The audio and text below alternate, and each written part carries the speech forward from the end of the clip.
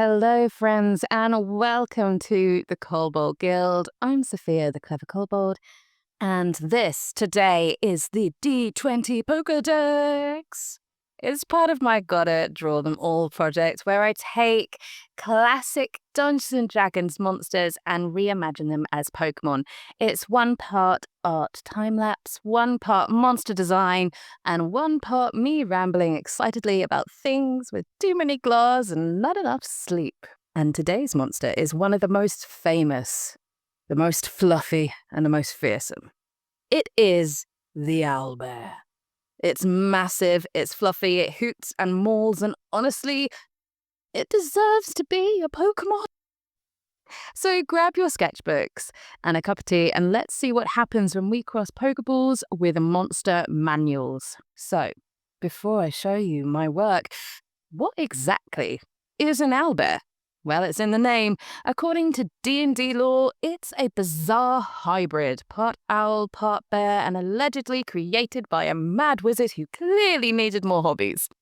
It's got the feathery face and keen senses of an owl, the hulking body and claws of a bear, and the temperament of a grumpy barbarian who missed breakfast.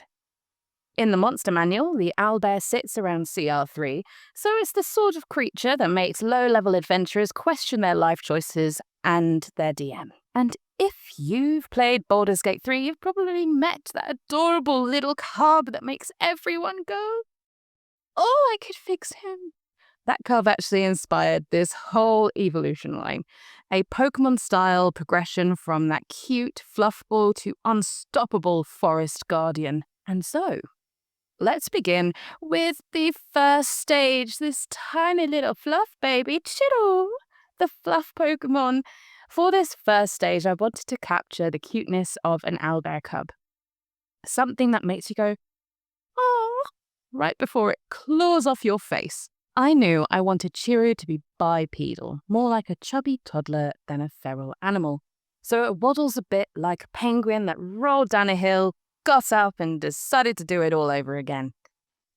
I gave it a rounded silhouette, big belly, tiny feet, and oversized feathers and tufts around its head. I kept the wings more like bare legs with no definition, making them look more like penguin flippers with claws at the end. And I imagine them flapping excitedly as they waddle into another pile of leaves. The claws are tiny, but sharp, just enough to remind you that this is technically a monster. The colour palette leans on gentle creams and browns, like a forest creature that camouflaged by piles of leaves. And those eyes, big, round, and full of curiosity. It's not here to fight, it's here to roll around in the dirt and make your adventuring party adopt it. Chirroo feels like the kind of Pokemon you'd find early on in the game in a forest route, probably right before you run into something that is quite deadly. It's innocent, harmless, and exactly what your team needs before things get serious. We come to Chirroo's Pokédex entry, Chirroo the Fluff Pokemon. It's a normal type, standing just under 2 feet, with 21 pounds of weight. It has the ability Thick Fat and the hidden ability Early Riser. And its entry is, in the quiet woods, Chirroo can be seen rolling in leaf piles. Its small claws are used for climbing trees, though it mostly waddles on the ground. This Pokemon is an absolute baby. 10 out of 10. And I would most definitely risk a critical hit to give it a hug. Then we come to the middle stage, Brumble, the clumsy Pokemon. This is where the cute fluffball starts to get a bit too big for its own good. I based Brumble's temperament and physique on the classic Owlbear from D&D. The one that ambushes adventurers, roars like thunder, and then immediately trips over a tree root. I wanted this middle form to feel strong and awkward, like a teenager that hasn't quite figured out how elbows work. I gave Brumble a thicker torso, bigger claws, and a more defined beak. The feathers have started to become stiff, like armor-like plates around its shoulders and back, a nod to the upcoming Guardian stage. Its face still has Chirroo's softness, The eyes are slightly narrower, you've got more of an eyebrow coming down, and you can see some intelligence peeking through. This is the stage where it's learning to hunt and defend its territory. So I imagine Brumble is the kind of Pokemon that thinks it's stealthy, but in fact, it's extremely loud. You can hear it practicing its roar at night like a teenager rehearsing guitar solos in the garage. I gave it the keen eye ability because no matter how clumsy it looks, Brumble's always watching, and its hidden ability Guts hints at the inner strength that hasn't quite learnt to control. And so, the Pokédex entry, Brumble the clumsy Pokemon, type is normal ground. Height is just under 5 foot. It weighs now 175 pounds, and the ability Keen Eye and hidden ability Guts. The entry reads as, despite its fierce appearance, Brumble is still unsure of its strength. It trains every night under the moon, hooting loudly whenever it manages to stay balanced. Honestly, Brumble's that awkward stage we all go through. It doesn't quite fit into its feathers yet, but it's got potential and a big heart under all that fluff and chaos. Now, the final evolution. Browl, the guardian Pokemon. This is where our silly, clumsy Brumble grows into the primeval Owlbear, a forest titan with the strength of a landslide and the heart of a protector. The design goal here is to make Browl look like a creature that could genuinely rival a legendary, something ancient, noble, and terrifying in equal measures. I leaned heavily into the bar. I leaned heavily into the bar. I leaned heavily into the bear side for the body. Thick, grounded, heavy-limbed. But I kept the owl's influence in the feather patterning and those piercing eyes. Instead of wings, Browl's forelimbs end in massive clawed paws with feathered arms, like the mix between a bear's swipe and an owl's wing beat.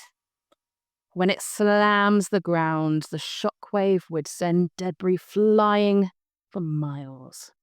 For the colour palette, I kept it earthy. Similar to the previous ones before, we've gone with dark browns with elements of gold starting to cling in where the ground is almost becoming its armour.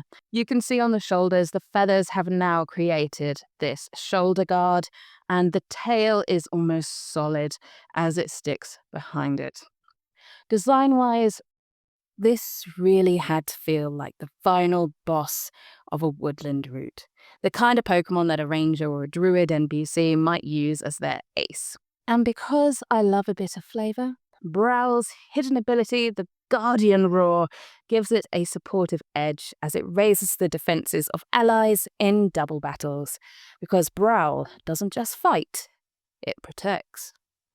The Pokédex entry is Browl, the Guardian Pokemon type, normal ground. It stands at 7 foot 2 inches and weighs 581 pounds. It has the ability Intimidate and hidden ability Guardian Roar. The Pokédex entry reads, Browl's mighty wing paws can shake the ground with a single strike. It protects the forest where it lives, driving away intruders with thunderous bellows that echoes for miles. I love how it turned out. It's fierce and majestic, like it's the legendary protector of all the Chirroo and Brumbles in its territory. Basically, you'd need a Master Ball to get close to this thing, and the evolutionary path. So here's the evolutionary line. Chirroo to Brumble to Browl. Chirroo evolves into Brumble at level 22, and Brumble into Browl at level 40. This is a steady and believable progression from cute, clumsy to colossal. It's one of those lines that tell a little story. A baby rolling in leaves, a teen learning to fight, and an adult who defends its home. Honestly, it's one of my favourite Fakemon that I've done so far. And, well, there we have it. The full Owlbear Pokemon line, Chirroo, Brumble, and Browl. I had so much fun designing these.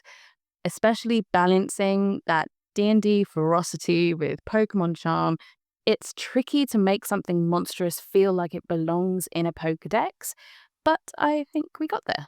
Now, I want to hear from you. What D&D monster should I turn into a Pokemon next? Or what Pokemon should I drag kicking and screaming into Dungeons and Dragons? I've popped a poll onto the channel. Go vote and pick, and it might just end up being the next episode of the D20 Pokédex. And if you have enjoyed this video, don't forget to like, subscribe, and share it with your party before your next session. And if you've really liked it, well, I also accept tributes in the form of dice and biscuits. I'm Sophia, the Clever Kobold, and may all your rolls be natural 20s.